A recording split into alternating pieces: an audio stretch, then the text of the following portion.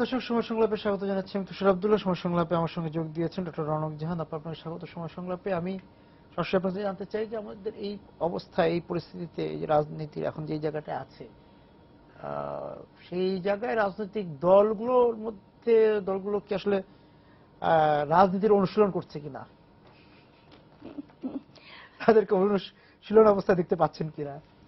না, রাজনীতি যেটা গণতান্ত্রিক রাজনীতি বলতে, নির্বাচনের রাজনীতি বলতে আমরা যেরকম বুঝি যে একটা খোলামেলা ভাবে কোনো একটা নিয়ম কানুন মেনে ভাবে হচ্ছে, সেটা না হয়ে যেটা আমরা দেখছি যে বেশ একটু রাজনৈতিক কূটনৈতিক চাল, একটা রাজনৈতিক একটা খেলার মতন হচ্ছে এবং একটা গেমস এর মতন হচ্ছে। এবং সেই ধরনের যে চাল, বিভিন্ন রকমের মানে কূট চাল চলছে, সেটাতে আমরা যেটা দেখছি যে যারা সরকারের দলে আছেন, যেহেতু তারা সরকারের মধ্যে আছেন, অতএব তাদের বিভিন্ন চালে যারা বিপক্ষে আছে, বিশেষ করে বিএনপি এবং তাদের সঙ্গে যারা দল আছে, তারা কিন্তু ওই প্রত্যেকটা চালেই প্রায় পারছেন না। এবং পাল্টা চাল দিতে পারছেন না। পাল্টা চাল কারণ হচ্ছে অনেকগুলা জিনিসই যে খুব মানে আমরা যে ধরনের মানে 1991 সাল থেকে যে ধরনের নির্বাচনের রাজনীতি দেখে আমরা অভ্যস্ত, ঠিক সেই ধরনের তো মানে হচ্ছে না। অতএব সেই জন্য আমি বলবো যে ঠিক অতএব সেই জন্য আমার মনে হয় আমাদের মনেও মানে একটা সবার মনে একটা দুশ্চিন্তাই আছে যে আসলে আমাদের দেশের শেষ পর্যন্ত রাজনীতি মানেই হচ্ছে, আমরা গণতান্ত্রিক রাজনীতির যেটা বুঝি যে দুটো কিংবা কয়েকটা দল থাকবে, তাদের মধ্যে একটা ফ্রি এবং ফেয়ার একটা কন্টেস্টেশন হবে, তারপর একটা নির্বাচন হবে, ক্ষমতার হাত বদল হবে, এরকম ভাবে। এবং আমরা এটা দেখেও আসছিলাম 91 সালের পর থেকে। কিন্তু আমরা তারপরে যেটা দেখছি যে 2011 পর থেকে যে নির্বাচন নিয়ে যে আর তারা নির্বাচন কিভাবে হবে সেটা নিয়ে তারা একমত হতে পারছেন না। তারপরে যখন দেখলাম যে তার বিএনপি এবং তার সমমনা দল তারা যখন বললেন যে তারা নির্বাচনে অংশগ্রহণ করবে না, তারপরে সেটা প্রতিহত করতে গেলেন। তারপরে আবার যারা যে আন্দোলন আরম্ভ করলেন, সেটাও আবার আমরা অংশ না নিয়ে, এটাও আমরা আগে মানে আন্দোলন যেভাবে দেখেছি সেরকম মানে তার থেকেও সহিংসতা, সাধারণ মানুষের উপরে যে আক্রমণ, সেটাও আমরা তো এর আগে এই ধরনের ঘটনা দেখিনি।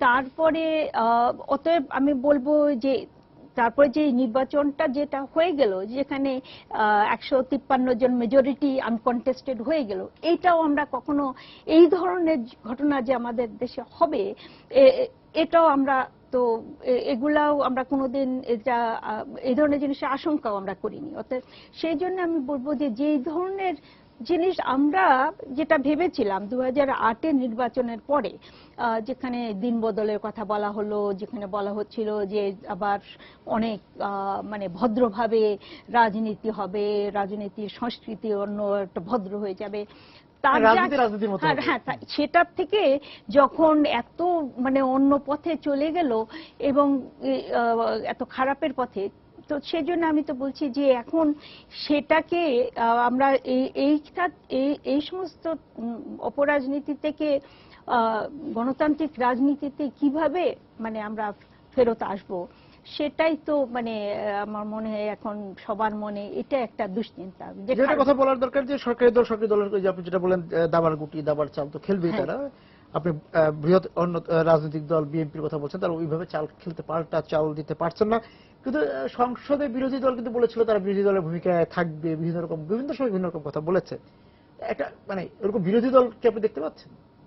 না, সংসদে এখন বিরোধী দল বলতে যারা সংসদে আছে এরা তো আর এটা একটা সাজানো মানে বিরোধী দল। সেই জন্য আমি বলছি যে মানে রাজনীতির মধ্যে যে আচ্ছা নিশ্চয় একটা দাবার চাল হতেই পারে, কিন্তু সেটা একটা তো নিয়মের মধ্যে হতে হবে। আমরা একটা গণতান্ত্রিক প্রক্রিয়া যেটার মধ্যে ছিলাম, যেখানে দুটো বিশাল শক্তির মধ্যে একটা ফিয়ার্স কম্পিটিশন ছিল। তো সেইখান থেকে হতে পারে যে যখনই আওয়ামী লীগ বিপক্ষে ছিল তারা সংসদে যায়নি, কিংবা বিএনপি বিরোধী ছিল তারা সংসদে যায়নি, কিন্তু আমরা কখনোই ভাবিনি যে এরশাদের সময় কিংবা তার আগে মানে জিয়ার সময় আমরা যে একটা সাজানো একটা একদম পাতানো একটা বিরোধী দল গিয়ে আবার সংসদে বসবে, আবার তাদের মধ্যে সেই দলেরই কিছু লোক আছে সরকারের সঙ্গে থাকবে, মন্ত্রী হবে, আবার কিছু লোক বলবে না আমরা বিরোধীতে আছি। তো এই ধরনের একটা অদ্ভুত একটা ব্যাপার। তো সেটা তো আমি তো বলছি যে প্রত্যেকটা জিনিসই যেরকম মানে যেই সংজ্ঞা দিয়ে আমরা একটা জিনিসকে আমরা যে নিয়মের মধ্যে আমরা হয়তো বা কিছুটা ভাবতে পারি, তো সেই রকম ভাবে তো মানে হচ্ছে না। এবং এখানে আমি তো সেই জন্যই আমি বলবো যে এটা এই ধরনের পুরো জিনিসটা বা থেকে আমরা কি করে আসলে মানে রাজনীতিটা আবার মানে ট্রুলি মানে দল বলতে যা বোঝা যাচ্ছে, বিরোধী দল বলতে যা বোঝা যাচ্ছে, নির্বাচন বলতে যা বোঝা যাচ্ছে, ফ্রি অ্যান্ড ফেয়ার বলতে যা বোঝা যাচ্ছে, শক্তিশালী নির্বাচন কমিশন বলতে যা বোঝা যাচ্ছে, এগুলা সবই সবার আমাদের সবাই কিন্তু আমরা কি দেশের লোক তো আর বোকা নয়, এবং আমাদের সবারই মধ্যে একটা এই সমস্ত ব্যাপারে একটা স্পষ্ট ধারণা আছে, কিন্তু এগুলার কোনোটার সঙ্গে তো আসলে বাস্তবে যা ঘটছে তার মানে আপনি বলতে চাচ্ছেন যে ধারণাগত যে সংজ্ঞা বা উদাহরণ আমরা জানি, এই যে আপনি যে প্রতিষ্ঠানগুলোর কথা বললেন, রাজনৈতিক দলগুলো তার একটা প্রতিষ্ঠান, সংসদ এবং নির্বাচন কমিশন, সেই ধারণাগত সংজ্ঞার সঙ্গে বাস্তবতার মিল খুঁজে পাওয়া যাচ্ছে না। বলছিলাম যে বিএনপির কথা আপনি বলছিলেন যে বড় রাজনৈতিক দল সংসদে নেই, তাদের যে অনুশোচনা বোধ এবং সেখান থেকে তাদের আমরা দেখলাম যে উপজেলা নির্বাচনে তারা অংশ নিল, তারপর সিটি ঢাকা এবং চট্টগ্রাম সিটি কর্পোরেশনে মনে হচ্ছিল তারা নির্বাচন করবে, কিন্তু ভোটের দিন সকালবেলায় তারা নিজেদেরকে প্রত্যাহার করে নিল। এই সবকিছু মিলিয়ে তাদের রাজনৈতিক আচরণ যদি বলেন। না, প্রথমত আমি বলবো যে আসলে দলটির মধ্যে যে রাজনৈতিক যে সংগঠন বলতে যেটা বোঝায় সেখানেও যথেষ্ট দুর্বলতা রয়েছে। এবং এই যে যদি আমরা ঢাকার সিটি কর্পোরেশনের নির্বাচনটাই ধরি, হ্যাঁ আমরা অনেকদিন থেকে শুনছিলাম ওদের যে ক্যান্ডিডেট আব্দুল আওয়াল মিন্টু, উনি অত্যন্ত স্ট্রং ক্যান্ডিডেট, ঠিক আছে, ঢাকা উত্তরে, হ্যাঁ, কিন্তু যখন তাকে বিভিন্ন খেলার মারফতে উনি যখন আর হতে পারছেন না, এখন যখন এই ধরনের বিএনপির হয়তোবা একটা মাত্র ক্যান্ডিডেট, স্ট্রং ক্যান্ডিডেট কেন থাকবে? যে কোনো দলের যখন আমাদের দেশে রাজনীতির খেলাটা এরকম জটিল হয়ে যাচ্ছে, তখন নিশ্চয়ই, এবং অনেককে হয়তোবা মানে ধরে ফেলছে, তখন নিশ্চয়ই সেকেন্ড লাইন, থার্ড লাইন অনেক নেতা বিকল্প মানে তৈরি করতে হবে। কিন্তু বহুদিন ধরে তো আমরা দেখছি যে সেই ধরনের যে নেতা যে তৈরি করতে হলে যে ধরনের রাজনৈতিক দলের যে সংগঠনের দরকার, সেটা তো মানে হচ্ছে না। আর এটা আমি বলবো বিএনপি তো যেমন আসলে মানে সরকারি দল যারা আছে, আওয়ামী লীগও, সেটা হচ্ছে যে আজকাল রাজনীতিতে যে ধরনের লোক মানে ঢুকে যাচ্ছে, তারা হচ্ছে যে বেশিরভাগই হচ্ছে যে তারা হয়তো বা সুখের দিনে তারা থাকতে পারবে, হ্যাঁ, কিন্তু যখনই যে দলগুলা যে যখন অসুবিধা পড়বে, তখন যে খুব একটা মানে দলকে সঙ্গে থাকা, এবং এছাড়াও যে দলগুলার মধ্যে কেন মানুষ দল করছে, আদর্শ থাকতে হবে, বহুদিনের তারা সেই আদর্শে বিশ্বাসী, সেটা প্রতীয়মান হতে হবে। তো এখন রাজনীতি পুরোটাই হচ্ছে যে টাকা পয়সার খেলা, টাকা মানে খুব টাকা পয়সা না থাকলে নির্বাচনের রাজনীতি কেউ করতে পারছে না।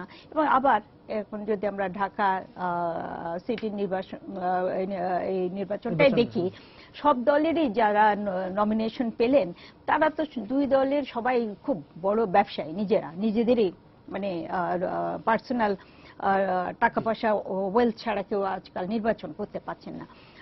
অতএব সেখানে আমি বলবো যে বিএনপি যদি নাকি এখন যেহেতু তারা এখন বিরোধে এখন তারা ক্ষমতায় নেই, এবং বিএনপির একটা অসুবিধা হচ্ছে যে তারা দলটা গঠিত হয়েছিল যখন জিয়াউর রহমান ক্ষমতায় ছিলেন, এবং তিনি ক্ষমতায় থেকে এবং অনেক বিভিন্ন দল থেকে লোক ছুটিয়ে এনে এই দলটা করা হয়েছে। অতএব যারাই এই দলে তখন ঢুকেছে এবং তারা তখনই এসে ঢুকে অনেকে মন্ত্রী হয়েছে, এই হয়েছে সে হয়েছে, অতএব তারা সব বেশিরভাগই হচ্ছে যে তারা বিভিন্ন প্রাপ্তির আশায় তারা এসে গেছেন। এবং তারপরে হ্যাঁ, তারা দুটো দলই তখন গণতন্ত্রের জন্য এরশাদ বিরোধী আন্দোলন করেছিল, কিন্তু তারপর এই প্রথমে 2006 সাল থেকে একটানা বিএনপি বিরোধী দলেই আছে, এবং তারা অনেক বিরোধী দল হিসেবে যত মার খেতে হয় তারা সেগুলা মানে তারা এখন খাচ্ছে। কিন্তু এইরকম অবস্থায় যারা ক্ষমতায় থেকে অভ্যস্ত তাদের জন্য এইরকম দল ধরে রাখা, ক্ষমতা উপভোগ করে অভ্যস্ত, হ্যাঁ তাদের জন্য ক্ষমতার বাইরে নেতা মানে কর্মীদের রাখা আমি বলবো যে তাদের জন্য খুবই মানে এখন অসুবিধা হচ্ছে। এবং তারপরে যে তারা যখন আন্দোলন করতে গিয়ে তারপরে যে তারা আন্দোলনটা যে মানে যে একটা সহিংস রূপ নিল, তারপরে এখন তাদের পজিটিভ মানে কি, তারা শুধু একমাত্র গণতন্ত্র ফেরত আনতে চায়, নির্বাচন ভালো করতে চায়, এগুলা বলছে। এটা আমাদের দেশের সব লোকই চায়, কিন্তু তারা কিভাবে এটা করবেন এবং তারা যখন ক্ষমতায় ছিলেন তখন তারা কি করেছিলেন? তারা কি নির্বাচনকে ইনফ্লুয়েন্স করবার চেষ্টা করেন নাই, কিংবা তারা কতটা গণতান্ত্রিক ব্যবহার করেছেন? অতএব এবং যদি মানে তারা না করে থাকেন তাহলে তো তাদেরকে বলতে হবে, একটা এক্সপ্লেনেশন দিতে হবে যে কেন তারা করেন নাই, এবং তাদের কৃতকর্মের জন্য নিশ্চয়ই একটা ক্ষমা প্রার্থনা করতে হবে। কিন্তু কারণ অনেক সময় না জনসাধারণকে যদি বলে যে আমরা ভুল করেছিলাম আর ভবিষ্যতে ভুল করব না, তা আমাদেরকে ক্ষমা করে দেন, তাহলেও হয়তো বা লোকজন তখন ভাবে যে হ্যাঁ এরা তো স্বীকার করলো যে ভুল হয়েছে। হ্যাঁ, কিন্তু যখন মানে একদম কমপ্লিটলি তারা মানে ডিনায়াল, যখন তারা বলে যে না আমরা তো কোনো ভুল করিনি, যেমন এখনো যে তারা যে কেন গত নির্বাচনে অংশগ্রহণ করলো না, যেখানে অনেকেই তখন বলছিল যে এটা করার পরে যদি তখন দেখা যেত যে না নির্বাচন কমিশন একটা ফেয়ার ইলেকশন করতে পারছে না, তখন তারা সবার কাছে তখন আরো বেশি তারা বলতে পারতো যে দেখো আমরা তো অংশগ্রহণ করলাম কিন্তু আমরা যা বলেছিলাম এটা তো ফেয়ার হলো না। তখন হয়তো বা আরো একটা স্ট্রং আর্গুমেন্ট তখন তাদের থাকতো। কিন্তু এখনো আমি দেখছি যে অনেক সময় যখন এই সমস্ত মানে কথা কেউ বলে তখন তারা বলে যে না আমাদের সিদ্ধান্ত সঠিকই ছিল। তো এখন যদি একটা দল কিংবা যখন নেতারা কখনোই এটা স্বীকার করতে চান না যে তাদের কোনো সিদ্ধান্ত কিংবা কাজ কোনো ভুল হয় না, আমি এখানে আবার তাহলে তো খুবই মুশকিল। কারণ হচ্ছে যে তাহলে ভবিষ্যতে তারা এই যে আগে যেরকম হয়েছে এইভাবেই কি তারা ভবিষ্যতে চলবে? সেই জায়গাতে ভবিষ্যতে কিভাবে চলবে এবং বর্তমানে চলছে সেই জায়গা থেকে একটু আসতে চাই যে জামাতের সঙ্গে তাদের অবস্থানটা বা তাদের যে শরিক দলগুলো আছে তাদের সঙ্গে তাদের অবস্থানটাও কিন্তু খুব স্পষ্ট না। তারা সেই ব্যাপারে একটু সিদ্ধান্তহীনতা বা এক ধরনের আমি জানি না কি অবস্থায় মানে প্রকাশ্য কোনো অবস্থায় ওভাবে বোঝা যাচ্ছে না তাদের অবস্থানগুলি, এক একবার এক এক রকম ভাবে রাজনৈতিক অবস্থান তাদেরকে দেখাচ্ছে। সেই জায়গাগুলি নিশ্চয়ই আপনি বলবেন। আমি একটু এমপির যে শরিকরা আছে বিশেষ করে জামাতের সঙ্গে তার অবস্থানটা খুব মানে এখন খুব স্বচ্ছ কিনা বা তারা এটা নিয়ে এই আছে এই নাই মতো অবস্থায় আছে কিনা? হ্যাঁ, জামাতকে নিয়ে তো তারা প্রথম তো রাজনীতি যখন আরম্ভ করেছিল জামাতকে সঙ্গে নিয়ে 2001 নির্বাচনের আগে, তখন পুরোপুরি তারা ভোটের একটা অঙ্ক কষে তখন তারা এটা করছিল এবং তাতে তাদের সুবিধাই হয়েছিল। কিন্তু এখন যখন যেখানে 2008-এর নির্বাচনের পরে যুদ্ধ অপরাধের বিচারটা একটা বিরাট একটা ইস্যু হিসেবে সামনে এসেছে এবং সেখানে জামাতের ভূমিকা, অতএব সেইখানে তখন তো বিএনপি একটা খুবই একটা অসুবিধার জায়গায় পড়ে গেল, কারণ তারা তো বলতে পারছে না যে জামাতের ভূমিকা যুদ্ধাপরাধ 71 সালে তাদের যে ভূমিকা সেটাকে তো তারা কখনোই আর ডিফেন্ড করতে পারছে না। তো কিন্তু তারা আবার জামাতের ভোটের রাজনীতির জন্য কিংবা পরে মানে রাস্তার যে রাজনীতি সেটার জন্য জামাতকে আবার ছাড়তেও পারছে না। অতএব সেই জন্য তারা নানান সরাসরি কোনো কিছু বলছে না, তারা কেবল বলছে আমরা যুদ্ধাপরাধের তো বিচারের পক্ষে, কিন্তু এটাকে একটু ট্রান্সপারেন্ট হতে হবে। আর জামাত সম্বন্ধে তারা বলছে যে আমাদের কোনো বক্তব্যই নেই, এবং যেহেতু কোনো রকম বক্তব্য দিচ্ছে না তখন তো সেটা তো একটা মানে একটা উইক মানে তাদের পজিশন সেখানে। তবে তারা আমার মনে হয় বিএনপি এখনো মানে কোনো বক্তব্য দিচ্ছে না এই জন্য যে তারা ভাবছে যে যদি কখনো একটা নির্বাচন সামনে হয় এবং নির্বাচনে যদি তারা অংশগ্রহণ করে তাহলে তো নিশ্চয়ই মানে জামাতের ভোটটা তাদের জন্য ভোটের হিসাব তখন করতে হবে, এবং সেই জন্য তারা এখন সরাসরি কিছু করছে না। আর জামাত আমি বলবো যে যারা হয়তো বা জামাত করেন তারা তো জানে যে তারা তো একটা বিশেষ আদর্শের জন্যই করছে, এবং তারা কখনোই ভাবছে না যে তারা এখনই রাতারাতি ক্ষমতায় ভোট দিয়ে তারা রাতারাতি ক্ষমতায় আসবে। তাদের একটা লং টার্ম একটা স্ট্র্যাটেজি আছে, এবং সেই স্ট্র্যাটেজি হিসাবে অপেক্ষা করতেও তাদের কোনো অসুবিধা নেই, যেহেতু তারা আসলে তো তারা বিশ্বাসী। তারা শুধু ক্ষমতা মানে শুধু টাকা পয়সা প্রাপ্তির জন্য তো তারা রাজনীতি কিছু করছে, হ্যাঁ তাদের আদর্শ আমাদের পছন্দ নয়, কিন্তু তারা তো ওইটাতে সেই জন্য আমি বলবো যে তারা হ্যাঁ তারা তো তাদের মতনই রয়েছে।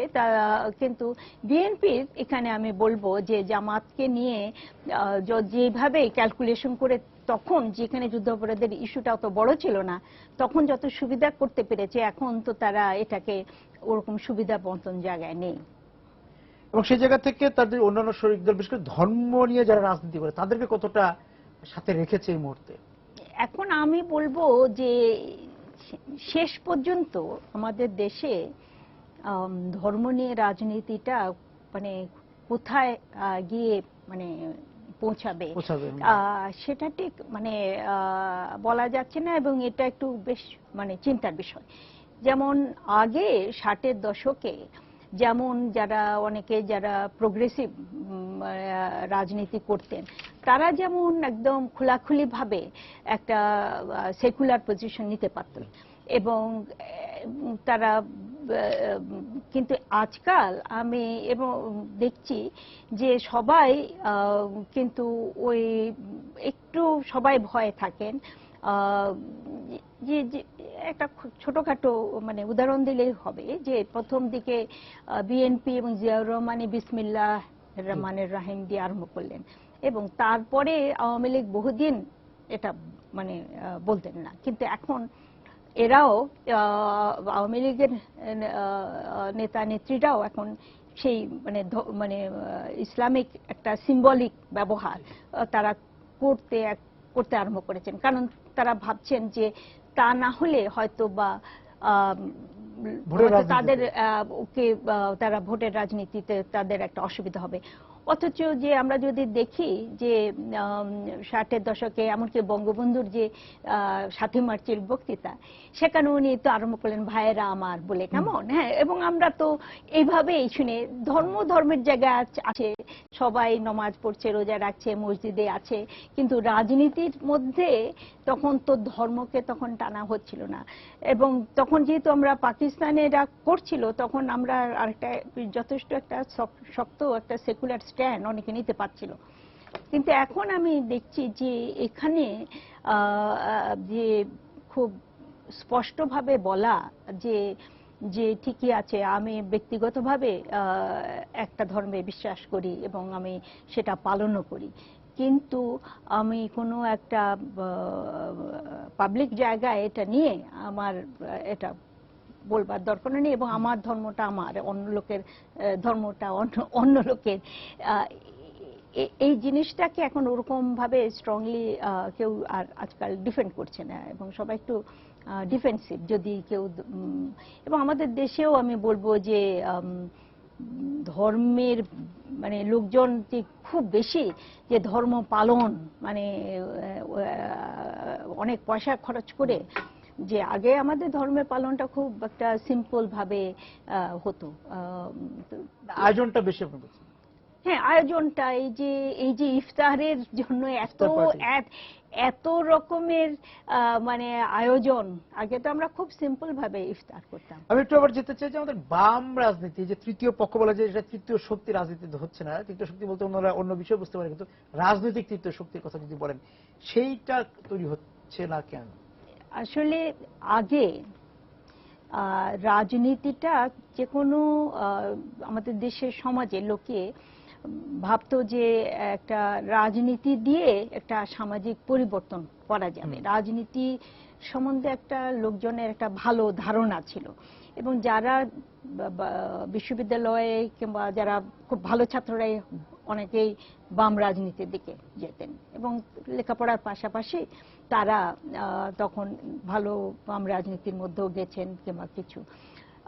কিন্তু ক্রমশ রাজনীতিটা বলতে যেটা এখন মানুষ দেখছে, যে রাজনীতিটা হচ্ছে টাকা পয়সা বানাবার কিংবা দুর্বৃত্তায়ন, ছাত্র রাজনীতিও যেভাবে চলছে, অতএব সেই জন্য যে রাজনীতি দিয়ে যে একটা সমাজের পরিবর্তন করা যাবে, এটা সেইভাবে মানে লোকে ওরকম ভাবছে না, এবং সেই ধরনের কমিটমেন্ট নিয়েও লোকে কেউ রাজনীতির তৃতীয় শক্তি নিয়ে কথা বলছেন, কেন তৈরি হচ্ছে না? রাজনৈতিক মানে রাজনীতির সমাজ পরিবর্তনের ধারণা ছিল, সেই জায়গা থেকে সরে এসছে এখন। একমাত্র আমরা শুধু বাংলাদেশ না, আমরা যদি সারা পৃথিবীতে আমরা দেখি, তাহলেও আমরা যেটা দেখব যে তৃতীয় শক্তি বলতে প্রথম আমি ওই মানে বাম দিকটাই আমি দেখছি। কারণ হচ্ছে যে সেখানে যে আমরা দেখছি যে যেখানে মানে ক্যাপিটালিস্ট যে আইডিয়াস গুলো, হ্যাঁ সেটা এবং সবখানে এত স্ট্রং, যে হ্যাঁ পুঁজির দাপট, এবং ওই ধরনের অর্থনৈতিক যে মার্কেট ফ্রেন্ডলি, বাজার ভিত্তিক এই ধরনের হতে হবে। অতএব এরা এখন এত যে স্ট্রং, যে অন্য যারা আমরা আমেরিকাতে যদি দেখি, প্রথম যখন ওবামা এসেছিল তখনও আমরা ভেবেছিলাম যে ওয়াল স্ট্রিট যে এত বেশি খারাপ কাজ হয়েছে, হয়তো বা কিছু রিফর্মস হবে এটা সেটা, কিন্তু তাদেরকে ওরকম ভাবে ছোঁয়া গেল না, কারণ তারা এত টাকা পয়সা করেছে এবং সমাজে এত শক্তিশালী যে তাদেরকে অত বেশি ভাবে মানে যদি আসলে তাদেরকে আঘাত করতে হয়, তাহলে যে মানে রাজনৈতিক ভাবে হ্যাঁ না দিতে হচ্ছে, কারণ তা না হলে হয়তো ওবামা নিজের পক্ষেই টিকে থাকা একটা মুশকিল হতো। অতএব আমি বলবো যে তৃতীয় যে যে রাজনৈতিক শক্তি হতে হলে তো আসলে কি হতে হবে, একটা তৃতীয় একটা তো আদর্শ থাকতে হবে, কেমন, এবং সেই আদর্শে বিশ্বাসী লোকজন অনেক থাকতে হবে, যাদের অনেক লম্বা একটা স্টেইং পাওয়ার থাকতে হবে, যে তারা সেটার মধ্যে থাকবে, কেমন, যেটা আমরা অনেকদিন আগে আমরা ভেবেছি যে বামপন্থী যারা আছে এবং সেখানে তারা বিশ্বাসী আছে এবং তারা অনেক স্টেইং পাওয়ার আছে এবং তারা আরো অনেক লোক তাদের মধ্যে নিতে পারবে। এখন যেটা মানে বিশ্ব জুড়ে যে জিনিসটা এখন আমরা দেখছি, যে সেই ধরনের কোনো বামপন্থী দল কিন্তু সেটা করতে পারছে না। একমাত্র যে যারা কিছু আদর্শে বিশ্বাস করছে এবং যারা অনেক বিশেষ কমিটেড লোকজনও পাচ্ছে এবং কিছু স্টেইং পাওয়ার দেখাচ্ছে, সেটা কিন্তু দুঃখজনক হলে বলতে হবে যে এই যে ইসলামিক গ্রুপগুলা, কেমন, তারা যে যদি এই যে ওয়াশিংটন কিংবা এই আমেরিকার সাম্রাজ্যবাদের বিরুদ্ধে কথাবার্তা বলতে পারছে, এবং তারা কিন্তু অল্প বয়সী অনেক লোকজন যারা খুঁজে বেড়াচ্ছে, যে একটা আদর্শের জন্য তারা খুঁজে বেড়াচ্ছে, তারা কোনো একটা মানে যুক্ত হতে চায়, কারণ সেটা এক ধরনের, হ্যাঁ, মানে কিন্তু তারা তো তারা একমাত্র নিতে পারছে। এমনকি যে আমেরিকাতে যে যে ওয়াল স্ট্রিট বিরোধী যে আন্দোলন সেটা চললো, কিন্তু তারা তারপরে তো তারা এটা চালাতে পারছেন না। অতএব আমি বলবো যে তৃতীয় যে ধরনের আমরা একটা অনেকে আমরা ভেবেছিলাম যে হয়তো যদি একটা তৃতীয় শক্তি যেটা বাম পক্ষ থেকে আসতে পারে, কিংবা হয়তো বা পুঁজিবাদ এবং এই ধরনের, যে আমরা একদিকে সবাই স্বীকারই করছে যে আমরা যে ধরনের অর্থনীতি আমরা চালিয়ে যাচ্ছি সারা পৃথিবীতে, তাতে ক্রমাগত একটা বৈষম্য দেশের ভিতরে একটা বৈষম্য বেড়ে যাচ্ছে, বৈশ্বিক বৈষম্য, হ্যাঁ, এবং বৈশ্বিক বৈষম্য বেড়ে যাচ্ছে, এটা কমছে না। এবং যতই এটা বাড়ছে, যত লোকই ভাবতে পারে যে আমরা কষ্ট করে সমুদ্রের মধ্যে ডুবে আমরা বাইরে মাইগ্রেশন নিয়ে আমরা ভাগ্য পরিবর্তন করব, কিংবা কিছু হয়তোবা কিছু লোকের হচ্ছে ভাগ্য পরিবর্তন, কিন্তু ওই যে বৈষম্য, যে আরো কিছু লোক যে আরো অনেক বেশি, আমরা তো আসলে মূল যে সমস্যা সেটা তো আমরা অ্যাড্রেস করতে পারছি না। তো কিন্তু এখন যেটা হচ্ছে যে যারা অল্প কিছু মুষ্টিমেয় লোক, যারা মানে যাদের হাতে সমস্ত টাকা পয়সা ক্ষমতা চলে যাচ্ছে, তারা এত বেশি সুসংহত হয়ে যাচ্ছে, এবং বাকি যারা আছে অনেকে, যারা হয়তো জীবনে কোনোদিন ওরকম তাদের ভাগ্য হবে না, কিন্তু এরা এরকম একটা মানে স্বপ্নের জাল মানে সৃষ্টি করেছে। সবাই ভাবে যে হয়তো আমাদেরও তো, তারাও সবাই ওই স্বপ্নের ভিতরে ঢুকে গেছে যে কেমন করে আমাদেরও টাকা পয়সা হবে, আমরাও ভবিষ্যতে এরকম হব। কিন্তু বাজার অর্থনীতি দখল করছে রাজনীতি না, হ্যাঁ সেটা, কিংবা কেউ তো আর এখন ওই রকমের কথা বলছে না যে আমরা একটা সমতা ভিত্তিক সমাজ গড়ব এবং হ্যাঁ রাষ্ট্র গড়ব, আমাদের অর্থনীতি এরকম হবে যে আমরা বড় লোকেরকে অনেক ট্যাক্স করব, ট্যাক্স করে সেই টাকা দিয়ে আমরা রাষ্ট্র চালাবো, কিংবা গরিবের ভাগ্য। সবাই বলছে হ্যাঁ আমরা গরিবেরও উন্নতি করে দেব, কিন্তু কেউ বলছে না এই টাকাটা কোথা থেকে আসবে, কিংবা কেউ এখন সাহস করে বলতে পারছে না যে এটা যারা এখন অনেক বড় লোক হয়েছে তাদেরকে আমরা ট্যাক্স করে সেখান থেকে টাকা নিয়ে তারপরে আমরা এটা করব। বলার লোকটি নেই, বলার শ্রেণীটি নেই, কারণ তারাই তো দেশ শাসন করছে। হ্যাঁ সেটা বিশ্ব শাসন করছে। হ্যাঁ বিশ্ব শাসন করছে। অতএব সবাই একটু মুখে এই ধরনের বুলি হয়তো বলতে পারছে, কিন্তু যাদের হাতে সম্পত্তি এবং ক্ষমতা এখন এত কুক্ষিগত, এবং তারা তো খুব চালাক, এবং তাদের কোনো একটা ক্ষতি আসলে হতে যাচ্ছে, কিংবা সেরকমের নীতি তো তারা মানবে না। এবং এখন ওই ধরনের রাজনীতিও, ওরকম একটা পলিসিও সেই কেউ এখন সেটা দিতেও পারছে না, দিলেও সেটা যারা মানে হয়তোবা মনে মনে হয়তোবা একটু সিম্প্যাথেটিক। যেমন আবার আমি আমেরিকার রাজনীতিতেই বলি, যেমন স্টিগলিটজ যিনি লিখছেন, যিনি এই এখন সমতা নিয়ে অনেক লেখালেখি করছেন, উনি যে ধরনের অর্থনীতির কথা বলছেন, ওবামা তো আর তখন ওর যে এই সমস্ত নীতি বলছে সেটা তো আর সে মেনে নিতে পারছে না। সে তখন হয়তোবা যে যারা হয়তোবা আসল জায়গায় তারা হয়তোবা আঘাত হানবে না, সেই ধরনের মানে যেটা মানে লোকজনকে মানে যেটা বলা যে সবারই ভাগ্য উন্নতি হবে, কারো কিছু ক্ষতি হবে না, কিন্তু এখন এটা কিভাবে হবে?